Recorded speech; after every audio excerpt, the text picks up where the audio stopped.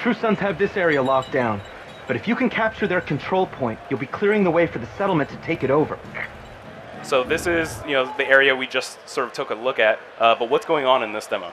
Well, the cool thing about this demo is, this is not some scripted mission. It's not a side mission. It's not a main mission. This is just the open world. This is the living world that we're creating. So the players are just exploring the living world right now, and they come upon a control point. And that's one of these things I was talking about, where that the True Sons faction have moved in there to try to lock it down. And if you get in there, you can call civilians to help you and try to take it back. And if you hold that, you're getting resources for the civilians, and you're helping them out. And these types of things can just occur throughout the living world, right? They're different every time you play, and we really want to increase the replayability of even this aspect of the game. Yeah, and so we're looking here at a 4-person squad, right? Sort of switching between angles. Walk us through a bit of what these players are doing, what each specialization might be. Yeah, so I think the most noticeable thing right off the bat is they're using cover a lot, and that's a core pillar of what we're trying to do. Is we want to really put an emphasis on the core shooter feel, right? So the lethality is, you really feel it. You want to fight from cover. It feels very tactical. And so you'll see them using a lot of very smart cover and getting kind of flushed out of that cover throughout the demo, right? And having to kind of react on the fly as to what the AI are doing. In terms of their skills, I love the deer. That's one of my favorite. I love the deer. Yeah. I made the mistake of shooting the deer in my demo just to see if I could, and I felt so guilty. It broke your heart. It did. It did. People, don't shoot deers. Yeah. Don't do it, even in game. But anyway, if we look at their actual loadouts, right, we can see here deploying a skill. They've thrown this hive out, and you can see this is one of the new skills that kind of shoots out these little micro drones that seek out targets.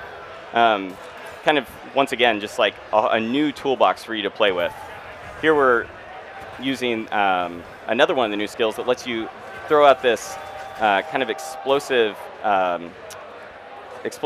mist into the air, and when bullets penetrate inside of it, it lights on fire. Okay. So there's clouds of fire. Clouds of fire, right? And you can imagine you could lay down this cloud of fire, throw the hive in there. The hive lets out the chain reaction of fire throughout the battlefield. We're trying to create a lot of interesting synergies between what players can actually build. Yeah. And I think, we started off in sort of a enclosed interior space, and now we see, the Capitol building in the background. It's a much more open space, like you were talking about, than we'd ever seen before.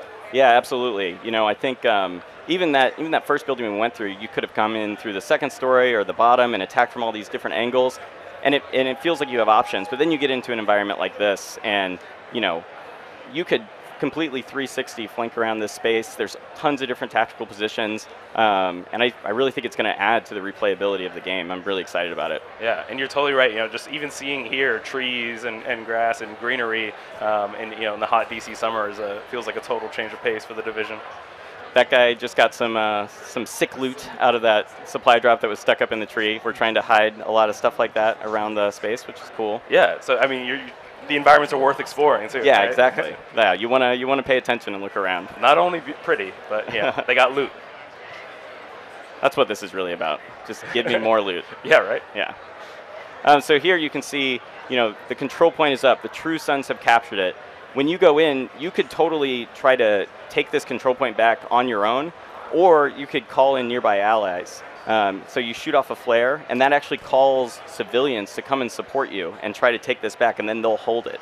And they're really out there, and they really have to travel to this space, and it's all part of this living world simulation. That's awesome to hear. Yeah. So, I mean, we're looking at a 4-player team right now, but of course you can play this all by yourself. So if you need a little support, absolutely. shoot that flare up, right? You got it. And you can kind of get into position, shoot off the flare, see them approaching, wait to attack until they're there, and kind of really plan out your attack in a more strategic way. Yeah, that's awesome. So here they're fighting the True Sons. What's important about this point? Why is it a control point? So each of the control points, there's lots of them littered all around the environment, but they're places that would have some sort of resource that these factions and these settlements need.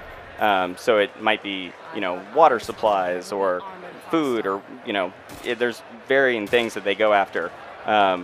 But yeah, each environment has something that these factions want out of it. And this one on top of it is, an amazing crashed Air Force One, which kind of does add to the spectacle. Oh yeah, certainly.